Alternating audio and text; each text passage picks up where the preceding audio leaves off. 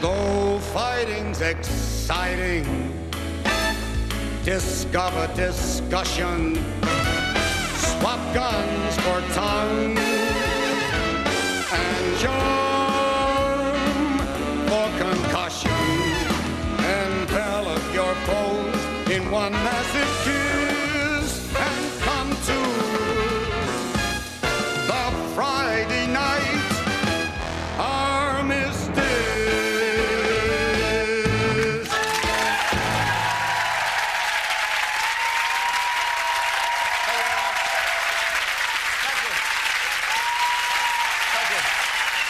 Thank you very much. Thank you. You're only being fools to yourselves there. Well, it's been a week dominated by images of blasted shop fronts, cup glory and flustered cattle. But the Liberal Democrats grabbed the headlines with a policy document on Black Rod's dress code. Here it is. It's a leaflet about the timetabling of legislation through all-party standing committees, and it's covered in bits of bent yellow. And among the reforms is a limit on the Queen's finances. Now, they say that the Queen should only be entitled to £50 a day from a newly installed Buckingham Palace cash point. There we go. And Her Majesty will retain her ancient right to throw any credit slips onto the ground. As Euro '96 drew towards its inevitable third week, the game's popularity encouraged one club to publish plans for a 5-stadium football multiplex. It's the UCI Footiplex in Ross-on-Wye, showing popular matches in large grounds and smaller Eastern European games in the Art House Stadium. And finally, controversy followed the Lottery Board's decision to award funding to gay groups, just to annoy people who live in renovated rectories in Hertfordshire. Now, this included an award of £20 million to the BBC to make Gay Pride and Prejudice. In vain I have struggled. It will not do. My feelings will not be repressed. You must allow me to tell you how ardently I admire and love you. I'm preparing myself first. I'm fully aware that I will be going expressly against the wishes of my family, my friends, and I hardly need add my own better judgment. The relative situation of our families is such that any alliance between us must be regarded as a highly reprehensible connection. Indeed, as a rational man, I cannot be regarded as such myself, but it cannot be helped. Almost from the earliest moments of our acquaintance, I have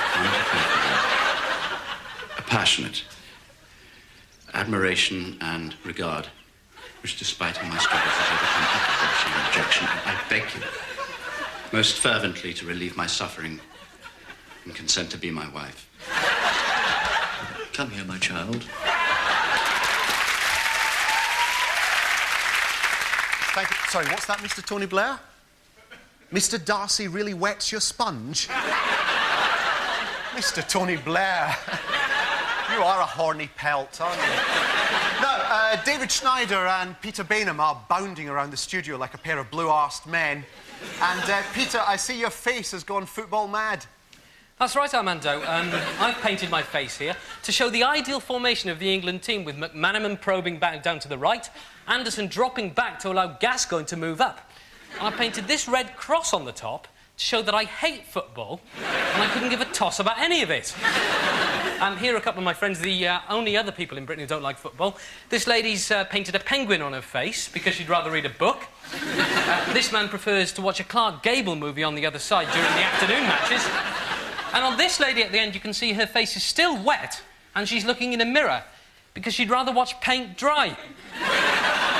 Right, well, Peter, thanks very much for losing us all the viewers we've just inherited from Fantasy Football League. Sorry. Well, sorry's not good enough. Wipe your face and go and find them. Off you go. Right, David. Well, in the week which gave us one of the most emotional episodes of EastEnders, as Arthur was given a pound stuck in the ground, in a week in which Arthur was buried, I'm here with someone who I hope is going to bring a bit of drama and excitement to our show tonight. It's Steve, the man who does the big drummy bit at the end of EastEnders. All right, there he is. So, Steve, tell us, what's your typical day like? Actually, it's quite hard. I come into Albert Square every morning, I set my kit up, and the thing is, I don't actually know when the big cliffhanger ending is actually going to happen. So what I usually set up at the Fowler's place, because it's mostly there. But then I might get a call from the Queen Vic saying, things are getting pretty tense, you better come over there. And, basically, it's the same thing every day. It's kind of something like, you know...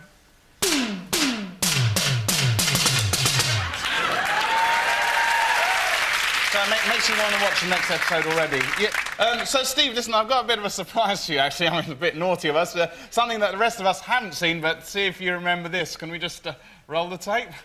We have entrusted our brother Arthur to God's merciful keeping, and we now commit his body to the earth, earth to earth, ashes to ashes, dust to dust, in sure and certain hope of the resurrection to eternal life.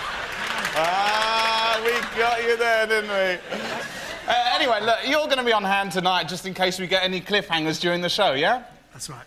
Great, OK, well, thank you very much, Steve, and back to you, Armando. Armando? That's plenty. That's good, that. I'm all excited now. With only 4 years to go before the millennium, plans for Britain's Millennium Exhibition are about to be announced. Here's the model of what should be a stunning parade of buildings. Unfortunately, because of a funding shortfall, this model is now going to be the exhibition. Here it is erected on a piece of waste ground in Greenwich. The ground will stay as it is, as a park celebrating the history of waste. Already tourists are flocking to Britain to view this spectacle. And this is the dress rehearsal of the opening ceremony, when a pigeon of peace will be released to the heavens, as well as a cascade of a balloon representing hope for the future. And the ceremony will end with the breathtaking descent into the pavilion of an RAF parachutist. There he goes. David, I gather that the most important relationship in your life ended this week. Yes, that's right, Armando, it did. Oh, dear. Because there's been a lot of talk about the government's new divorce bill designed to tackle the shocking statistics that show that 5 out of every 2 marriages end in divorce. Now, one of the new measures in the bill suggests that rather than making divorce easier, getting married should be made much harder. So from this week, every couple planning to get hitched must attend a marriage boot camp run by the Church of England, designed to give them a taste of the brutal realities of wedded bliss. Anyway, I went along with my girlfriend for a short, sharp shock. Here's how we didn't get on. It's 8 a.m. at Chalfont Marriage Camp. Myself and the love of my life, Sandy, are preparing, along with 4 other couples, for a weekend marriage taster. There's Tom and Melanie planning a big white June wedding. I've been married and divorced 8 times! A teenage couple with an unplanned pregnancy. And John with Blossom, his Filipino bride who speaks no English. This weekend, you're going to learn what it's really like to be married with me, Reverend Grover and Sister Mary Ignatius. So let me tell you, I know what I'm talking about. You think marriage is a bed of roses, don't you? Well, I'm going to show you a bed of roses. Come on! There you go! There you go! That's a bed of roses for you! Do you like it? Right, we're going to kick off your marriages. On my command, you're going to go out there into them woods on your own and survive. So, pick up the asses. Get marching! Move it! Move it! Move it! An hour later, and most of the couples have managed to set up home. What do you think you're doing? Well, we've just finished it, actually. Where's the surveyor? You haven't had him in yet? That means you haven't got planning permission, doesn't it? What? Take it down. Take it f***ing down now. Get the surveyor back. The Filipino bride has set up a perfect domestic environment. Yes, well done, yeah. While Sandy and I are still struggling. Oh, well, not bad. I suppose at least you're in. Right! You've got a baby! What are you going to do, OK? There's not enough room. What are you going to do? What are you going to do? We're going to build an extension. Oh, no, you're not. It's Greenbelt. What are you going to do? Come on, come on. Conversion. Do the loft. It's a listed building. I'm going to tell you what you're going to do. You're going to move! Come on, you're going to move! In fact, everybody move! Yes! No! Stop! You're in a chain. You can't move. Come on, back. Use a bit of this. Back. Right, what are you going to do now? You're stuck. What are you going to do? What are you going to do? gone to boarding school. Now you're thinking, you see. The afternoon is spent finding out what it will be like to live together for 40 years. Just do it! The teenage couple have to endlessly redecorate the same bit of wall. Tom and Melanie get to find out how endearing habits can become nightmare irritations. Will you stop twirling your hair with your finger? You're bloody sniffing! I'm not snotting my nose. Either blow it out or sniff it right back up, but not halfway in between like that. Oh. Sandy and I get to find out what it's like literally to live in each other's pockets. Okay. That's so typical of you. Anytime you want to, you can turn me on to. It's Saturday evening, and all the couples are allowed out to the pub. However, when we get there, we're made to sit in the family room.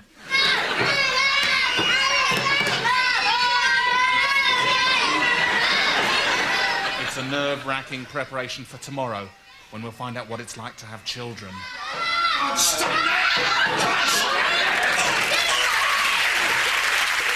OK, well, day 2 later of the weekend Dave spent some screaming Anglicans. But now it's time to examine the tall, thin, regurgitating body of Diana, Princess of Wales. Following her caring example of turning up at scenes of distress with a 2-man camera crew and van full of electric cabling, we decided to go further by filling a bus with 12 Dianas to see how good they were at comforting the miserable. First stop for the Diana bus was a traffic jam and a road full of road rage.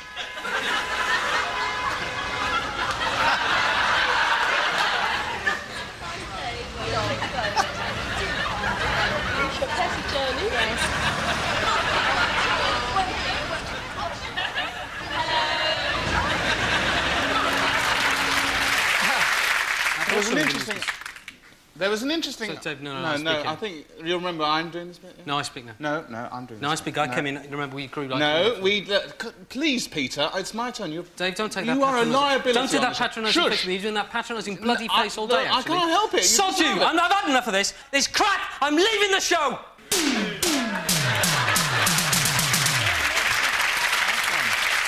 Just testing the East End drummers' responses there. Very good indeed. Well done. Well done. Steve, do you ever get bored with just doing that same rhythm, like on the show? I tried it. I'll just show you one. There was once when the last word was, it's not Lofty's child, it's Den's. And I went... It's not got the drama, that. Well, did they like that, or did they... Didn't have the same thing. Do you do the omnibus as well on Sunday? That's recorded, you pillock.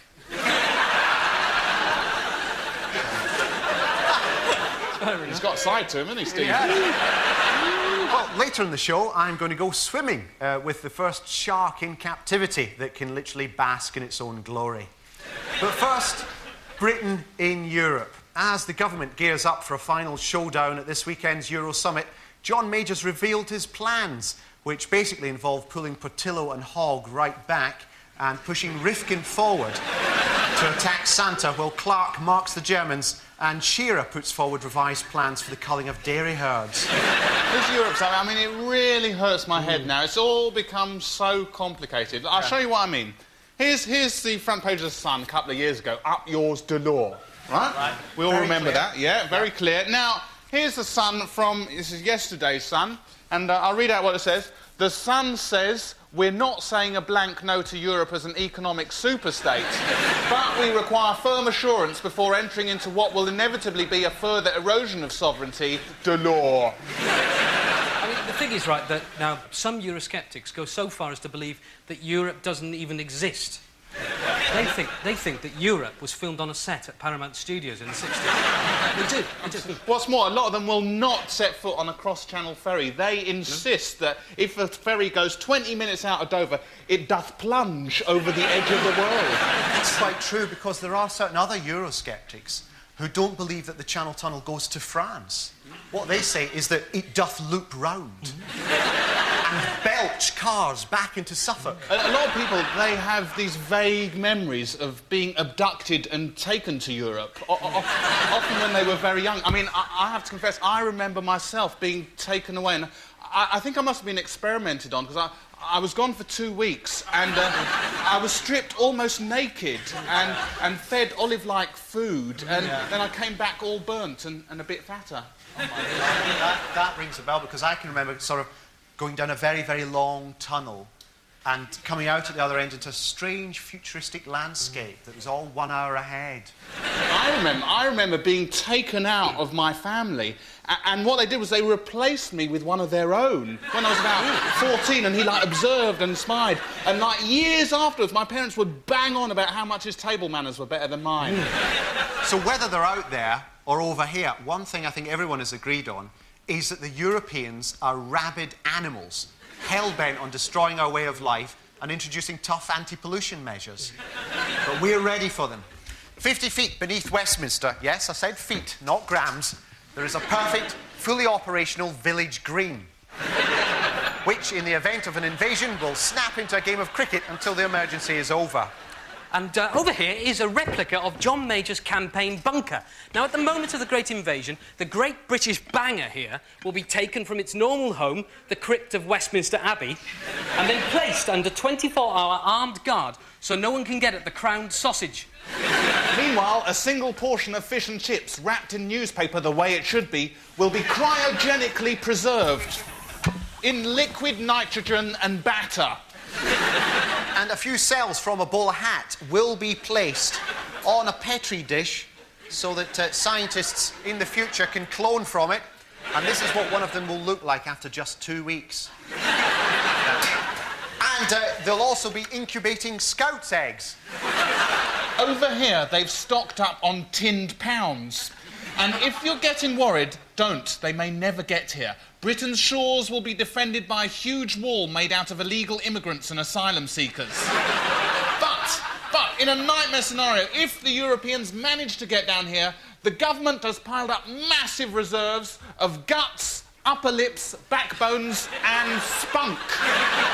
And, of course, we have got the ultimate British weapon here, which is being clumsy with a long plank. But there isn't room for everyone down here. The rest of us will have to cope above ground with Europe's cleaner air and rivers where kingfishers don't make nests out of chemical foam. We'll be forced to kiss, have good sex, dress well and work reasonable hours. Now, the British people can get round this by following very careful drills. At the first sign of the Europolice, hide your cow in the attic. Then make like a European. So, here we have a typical jolly British pub. Now, as you can see, this sort of fun will be banned under Europe. So, let's try the drill. Quick! The Europolice are coming! Quick! Change! Get closer, quick! Change the Hair up! Cut the music! Change the music! As much hair as you can on. Come on, quick, that's it. On your legs. They're coming! That's it. Hair! Facial, under the arms. Down the table, go!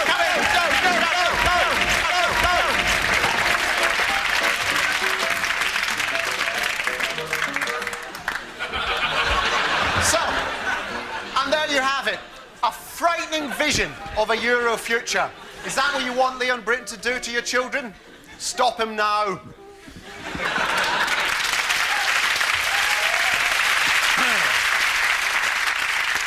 OK, back now to our bus of Dianas as they prepare to storm a palace.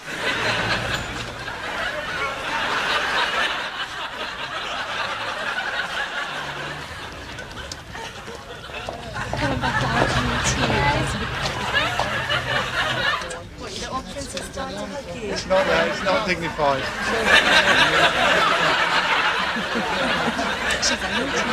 Did she actually say she was Princess Diana? No. I'm sure that one of them was. They were in a... Did you see the van they were in as well? It was a Buckingham Palace van. Yeah. So I'm sure one of them was. And one of them stood out from the rest. Didn't you? The one you photographed. I just thought it was a whole group of, you know, women playing a trick. And then I saw her. Welcome back to miniaturised area now for another harrowing yet delightful invasion of some poor celebrity's privacy. My little bonsai keyboard here is as ever connected to every security camera in the world. So let's get nosy. Now, you're going to be very impressed with who I've got this week. Who do you think? I don't know. Terry Venables. Terry Venables. I have been watching football. Now, I think we've got some footage of a match. It's the Scotland v England match. Yes. Sorry, Armando. Thanks for putting that one up. Thought you liked that. They go into the tunnel. There goes Gaza there. Now, this is the bit you don't normally see. This is the security camera footage. Right. There go the players. Right. Yep. Here comes Terry Venables. Now, watch this. Yep. What's he doing? Off with his jacket. Oh, my God!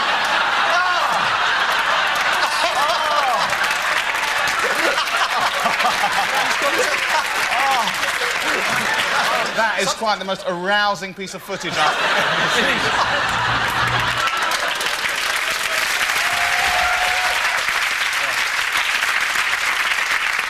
Now, this week was declared Law and Order Week by Home Secretary Michael Howard, a man who's had 7 decisions overturned by the High Courts, 3 judged illegal, and been officially described by the European Court to have broken more laws than Bamba the Knuckles Henderson, Home Secretary under Ramsay MacDonald. Howard's latest proposals are for the public to have more say in sentencing policy, and there's rumour of a pilot scheme in the form of a Blue Peter Court of Appeal, in which kids decide whether hard criminals should be eligible for parole or just die in suspicious circumstances.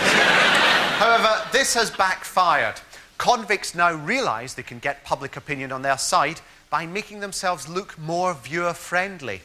So, top offenders have hired image consultants to organise a relaunch. So where does this leave Michael Howard? Well, another piece of legislation has just been ruled illegal. He's been declared very guilty, and under his tough new conviction rules, was yesterday obliged to arrest himself. Howard quickly scarpered, and an appeal soon went out. Now we have a man who may look familiar. As a result of viewers' phone calls, he was traced to an address in Southampton. But detectives just missed him. In fact, he'd left a message for them sprayed in shaving foam. He's believed to have committed over 200 offences of deception all over the London and South East. So he maintained that everything was an operational matter rather than a policy decision, and therefore not his responsibility. He tried carrying on being Home Secretary while under arrest, and during his trial and imprisonment. On Friday, a High Court ruling declared that all of Britain's remaining convicted armed robbers were to be released, on the grounds that using guns to thieve was an operational matter rather than a policy decision, and therefore one for which they should ultimately be responsible. So, by midnight tonight, Home Secretary Michael Howard is the only person in Britain's prisons where he endures the taunts of lusty prison guards while still trying to pass legislation. Fundamentally, the idea of locking more people up as a solution to crime is just not a terribly intelligent way to approach the problem. It's the courts who decide what punishment to impose on people who are convicted before them. David, you know what I'd really, really like to see now? I'd like to see more of that traumatic weekend when your relationship ended in tatters. Yes, let's. Day 2, children. Oh, what's that I hear? It's a child crying. Yes, it's your child. He's dropped his biscuit in the mud. What are you going to do about it? Give him another one. He doesn't want another one. That's his biscuit in the mud. He's distracted. And we'll give him a special biscuit with chocolate. He's not interested. He wants his biscuits. There's 2 of them there. Get down there and get his biscuits. We got it. Yes! Fucking biscuits! Shush. Hold it. What's that I hear? He's had his biscuit and now he wants his juice.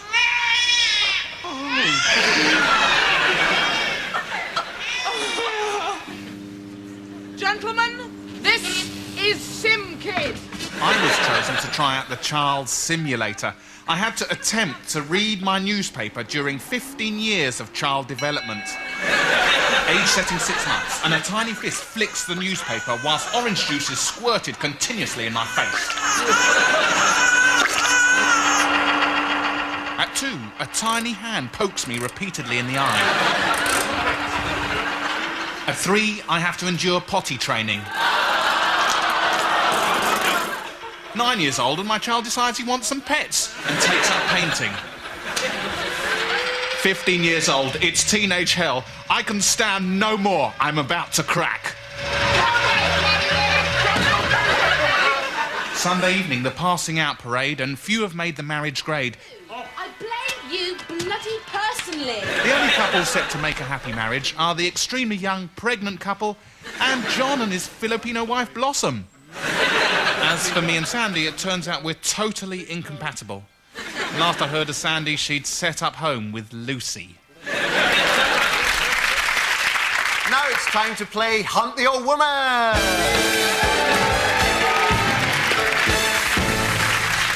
Hello. This is the point where our old woman Jean, hello? Hello. This annoying old woman gets on to other TV programmes while their makers aren't looking and makes an ancient exhibition of herself. And there've already been a number of grey sightings while we've been off air. What was the first one, old woman? Last of the summer wine. Last of the summer wine. Let's look out A girl with a mucky neck. Where is she? No, that oh! Left shoulder. You remember Ruby Milburn? Wait so for well. it. And right shoulder. There is another sighting more recently, and that was on The Big Breakfast. Let's have a look at this. Where are you, Richard? Thank you very much, sir. Yeah. Yes, Right there. what's your name? Oh, get close to the microphone. And what's your name? I'm an old woman. She actually speaks. And well done to R.J. Waters of Lynx, who says, found her on The Big Breakfast. She spoke the words, "I'm an old woman," this being only the second time she has spoken on British television. So thank you very much, Richard. No one loves a smart ass. There was one final sighting, the most difficult geriatric intrusion of all, because it came a month ago in the London Marathon. Let's see if you can spot her. That's not her running. Very difficult one, this, right? Now, top left, that very suspicious patch of red and grey. Just zoom in on it, OK? There! There! Absolutely. OK? And now, unfortunately, there wasn't a single winner for that one. So no one wins our star prize, which is a Friday Night Armistice motorhome. So we won't show you that. But the runners-up do get a set of Friday Night Armistice dart flights. There they are. They go on your darts, or you can throw them about individually. It really is up to you. So remember, the old woman will be on your screens over the next 6 weeks. So hunt her down.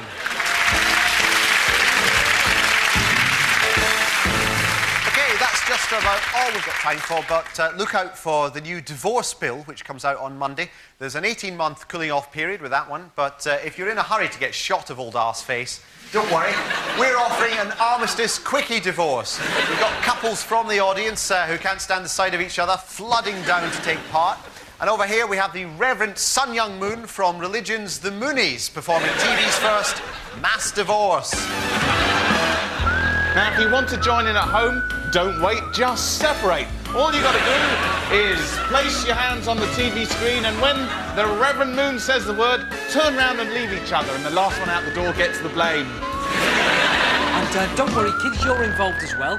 From Monday, the Armistice custody bus is going to be going round the country with a specially trained clown who's going to be giving out free legal advice and balloons. We've got badges saying "free at last" from your incessant drinking, and hats saying "split me quick" for that party atmosphere. That's all from us. If you've missed Roseanne on the other side and want to know what happens, Dan comes back as a robot. And not yet, not finished. And if you buy the Times on Saturday, you can get to see the Sex Pistols on Sunday for 10p. Good night.